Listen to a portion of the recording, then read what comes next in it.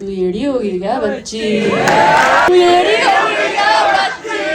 खराब से खराब डायलॉग डिलीवरी मूवी को कैसे इम्पैक्ट कर सकती है वो तू या मैं मूवी ने दिखा ही दिया। इस मूवी का जब ट्रेलर रिलीज हुआ था तब नेटिजन्स एक्साइटेड हो गए थे क्योंकि एक नए कंसेप्ट पे मूवी बन रही थी और इस पर्टिकुलर सीन से लोगों को लगा कि शनाया एक्टिंग कर सकती है। बाय द वे हमारे स्टैंडर्ड्स बॉलीवुड के नेपोज को लेकर इतने गिर चुके हैं कि हम उनके खराब से खराब स्क्रीन प्रेजेंस को और एक्टिंग को अप्रिशिएट करने लगे। अब क्या हुआ है कि तू या मैं मूवी का ट्रेलर रिलीज हुआ है और इसमें आदर्श की एक्टिंग बहुत इंप्रेसिव है और उसका स्क्रीन प्रेजेंस भी बहुत स्ट्रॉन्ग है और वो बहुत अच्छी एक्टिंग भी करता है और उसने बहुत अच्छी मूवीज में काम भी किया है और इस मूवी से उसको और पहचान मिलेगी।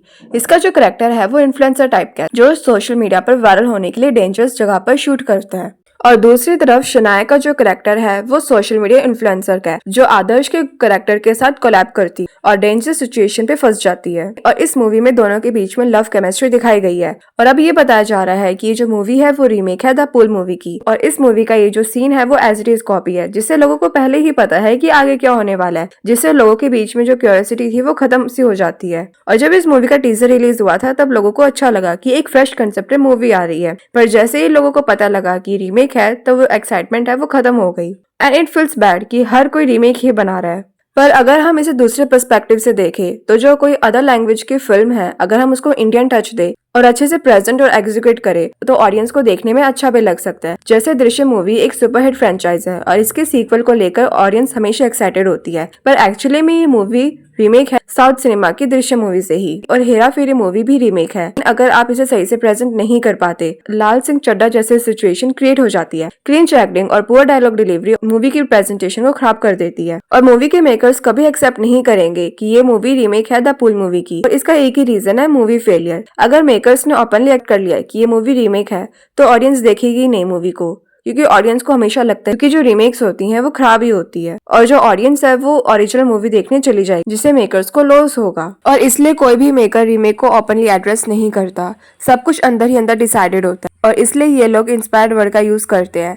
पर मेकर्स को भी समझना पड़ेगा कि आज का जो टाइम है वो सोशल मीडिया का टाइम है, आप कुछ भी हाइड नहीं कर सकते और अगर एक पर्सन को भी पता लगता है कि मूवी रीमेक है तो वो ओपनली सोशल मीडिया पे बता सकता है।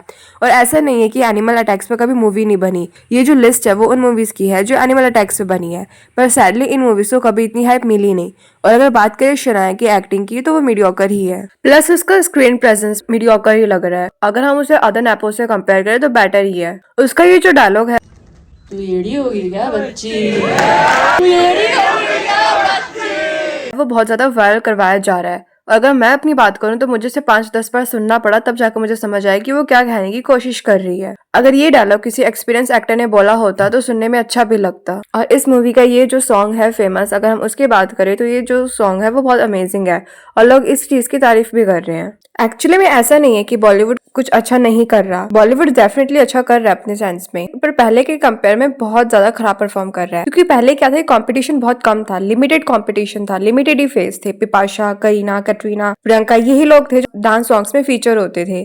पर आज के टाइम पे जो कंपटीशन है वो बहुत ज्यादा अनलिमिटेड है। अगर आप कोई भी Instagram, social media, YouTube shorts कुछ भी ओपन करते हो तो आपको डांस रील शॉर्ट्स दिख ही जाते हैं जो उन लोगों से बेटर परफॉर्म कर रहे होते हैं। पर शॉकिंग बात क्या है कि आज के टाइम पे भी ना ऐसे कोई भी डांसर नहीं है या फिर ऐसे कोई क्रिएटर नहीं है, डांस क्रिएटर, जिसके पास अर्ली बॉलीवुड जैसा चार्म था। कोई कैटरीना जैसा ग्रेस या फिर करीना जैसे लुक्स किसी के पास अभी तक नहीं है। मुझे जो प्रमोशंस की सबसे अच्छी बात लगी वो ये कि जो आदर्श है वो अपनी हाइट को लेकर बिल्कुल इनसिक्योर नहीं है या फिर वो शनाया की हाइट से बिल्कुल इनसिक्योर फील नहीं कर रहा, क्योंकि जब एक्ट्रेस की हाइट ज्यादा लंबी होती है एक्टर से तो जो एक्टर्स होते हैं वो इनसिक्योर फील करना शुरू कर देते हैं और एक्ट्रेस को ये बोला जाता है कि आप लोग हील्स मत पहनो, क्योंकि इससे जो एक्टर्स है वो इनसिक्योर हो जाते हैं। जैसे कृति सनन के साथ हुआ था। शाहिद और कृति जब तेरी बातों में उलझा जी मूवी को प्रमोट कर रहे थे तब कृति को ये बोला गया कि वो हील्स पहनकर ना आए क्योंकि शायद वो इनसिक्योर हो सकते हैं। अब कुछ लोग ये बोल सकते हैं कि शनाया का जो बैकग्राउंड है वो बहुत स्ट्रॉन्ग है तो उसे कोई नहीं बोल सकता, कृति को बोल सकते हैं। तो अगर ऐसा भी है तो इट्स वेरी सैड, क्योंकि आप किसी को बैकग्राउंड के बेसिस पर जज कर रहे हो। दूसरा ये जो कृति है वो काफी सालों से मैडॉक फिल्म्स के साथ काम करती हुई आ रही है